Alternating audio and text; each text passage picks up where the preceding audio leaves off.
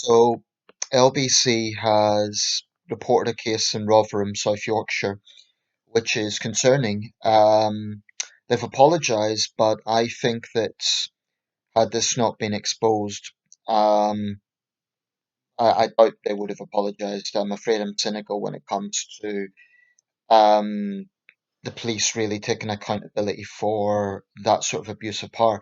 So basically, the situation is that a female officer in Rotherham came into a man's garden who was apparently playing with his children, but it was in his own garden.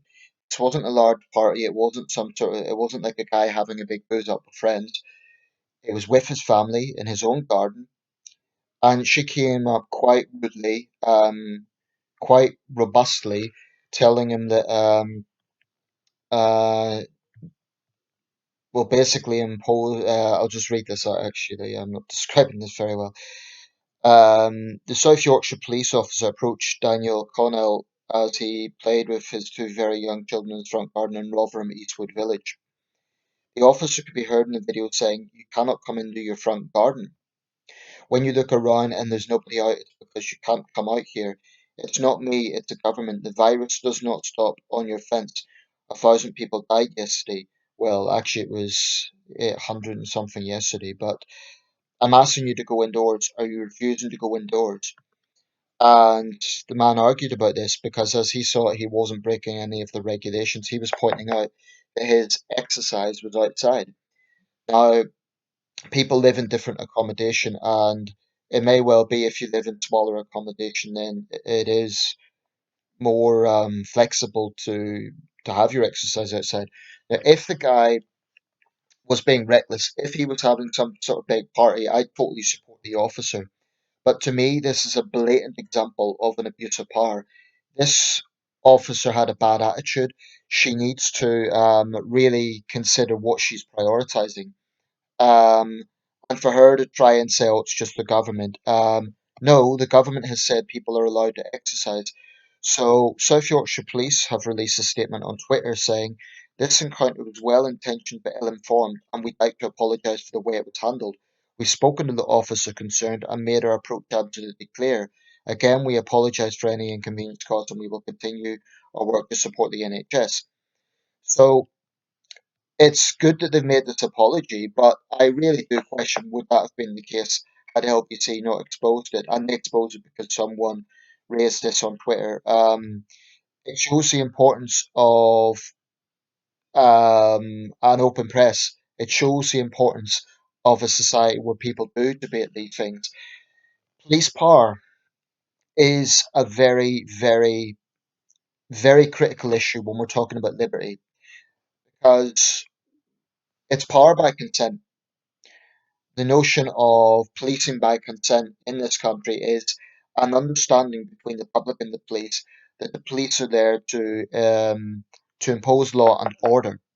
And when we're going through a national crisis, and this is a national crisis, how the police respond will be judged.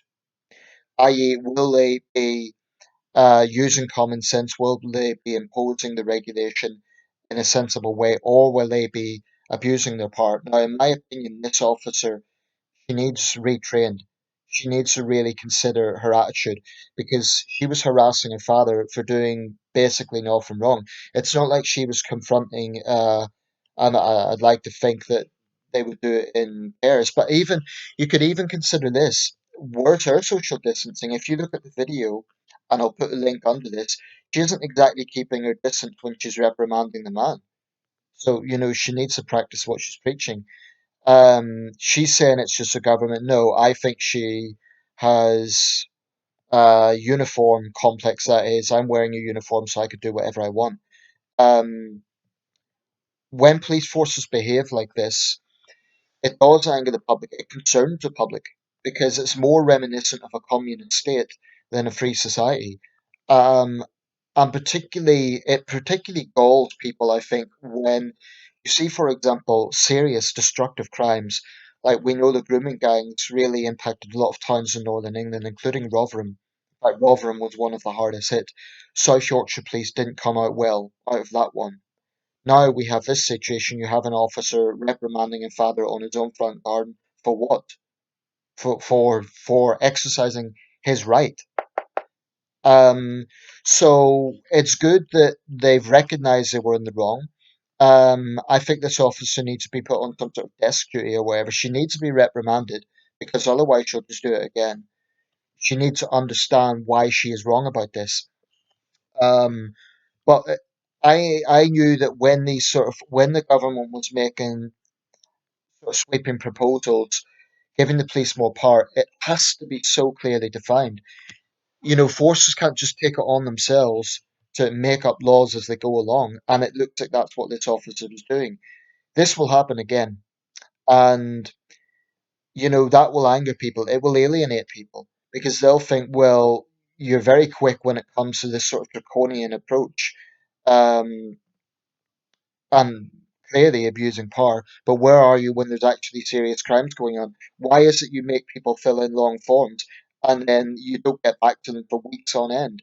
The police need to understand public perception is a very powerful thing. And policing by consent means that we put power in the police.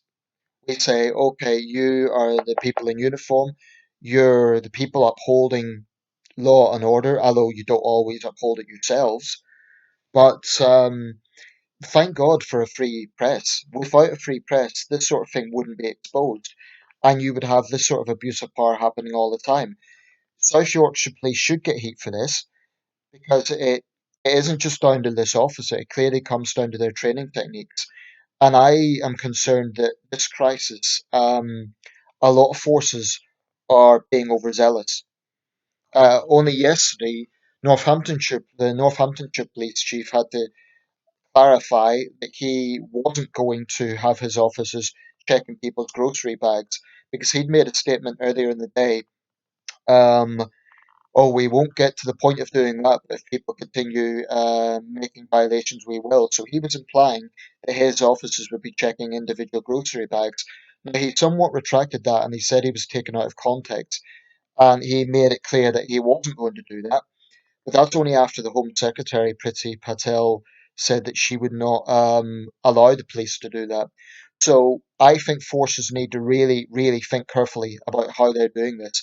The public will support them, breaking up parties, breaking up those reckless idiots who are spreading the virus.